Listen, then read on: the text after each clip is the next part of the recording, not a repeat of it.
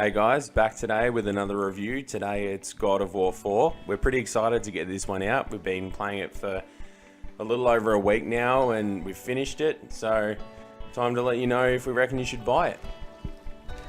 I actually wasn't that excited to get this game at all. Satan's was telling me how good it was going to be, and I heard about the hype and everything like that, and I just thought, I'll buy it because he doesn't own a PS4 because he's a tight ass, so I had to lend him my PS4 and the game so he could complete it, and that way we could get his idea on it.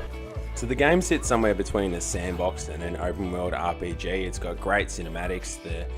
The detail they've gone into with them is really nice. It doesn't break camera angle for the whole time. The negative part about the game is the loot chests. They're like the Da Vinci Code but harder, so you can do them or you don't have to, but we skipped a whole bunch of them because we couldn't be bothered. So the game was absolutely amazing. I really did enjoy it. I really would have liked it to be longer, obviously, because I loved it, but it took about 25 hours to complete, and I was just checking things out and just looking around for stuff, hidden paths, everything like that. If you're a serious gamer, you could probably knock it out in a lot less time, depending if you want to do the side missions and stuff like that. It was really good to see that they brought back the Blades of Chaos.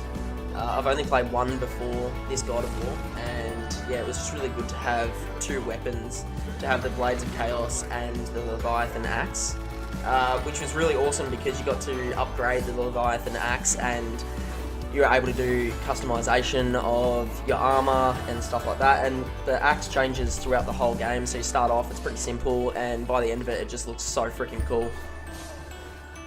So I'm somebody that kind of gets into the whole Norse myth kind of thing. I find it really interesting. It's a good topic, and it's really good to see that finally a game has gotten it so accurate. I mean, obviously the stories are made up, but it is good to see that they've clearly done their research. They've got all the right characters and the relationships between the characters, and the enemies that you fight are ones that they talk about in the myths, so it's pretty fun if you're into that kind of thing. So what really sets this game apart from the competition would be that unless you have it on the most basic difficulty settings that you can possibly put it on, you got to really plan your attacks, you got to strategize a bit. It's not a hack and slash kind of game. If you do that, you're just going to die. So we may as well address the fact that it runs at 30 frames a second. People are going to come in and say, it's a bad game, the graphics are behind the times or whatever, but I think the fact that they sacrificed frames per second to not have any breaks in the camera angle for the whole game, it's a worthy trade-off, and besides, not a lot of people know that your eyes can't actually see much faster than 30 frames per second anyway. So I actually found that graphics in this game are really good. The way that the wind moves with the grass and the trees and all of that, it looks really nice. And the detail in the characters' faces throughout the whole thing was a really nice touch. I did want to point out that I did see a similarity in Kratos and Atreus and Ellie and Joel from The Last of Us. It was really nice to have those two things together again. It's interesting you point that out. I did notice that kind of interesting dynamic between the two of them. And while we're on the topic of Atreus, it was really funny the way that the game made you like him, then really hate him, and then like him again. It was an emotional roller coaster, to say the least. It was a bit of a roller coaster. I thought he was a bit of a badass at the start, and then as soon as he finds out he's a god, he just becomes a little piece of shit. Yeah, how much of a dick was he? He shot his dad in the chest. What's with that? And then there was the whole thing where Kratos is taking off his bandages and he has that little touching moment where he's showing his scars to Atreus, and he's just like, alright, let's go. So you really got to commend a game like God of War, because it's got so much content in it that even after you finish it, you still want to free roam around the map and explore new areas and fight new enemies. It's just overall, it keeps you going for a while. So something cool that you can do in this game is throw your axe and recall it, a lot like Thor and his hammer.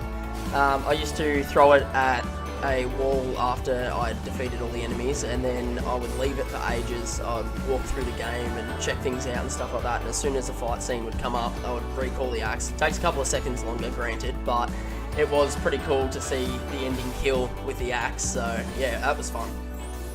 So it's come to that time where we've got to get down to business and put a rating on this. So if you compare it to, I guess, IGN's rating of 10 out of 10, which is funny because, they're slapping 10s down like it's going out of fashion now. Every game gets a 10 according to them, but I guess for me personally, I'd give it an 8, like a hard 8. What about you? An 8 is pretty rough. I'd probably give it a 9. The game really was amazing, and I really did enjoy playing it. I hope you guys enjoyed the review. And Spend your money on this game.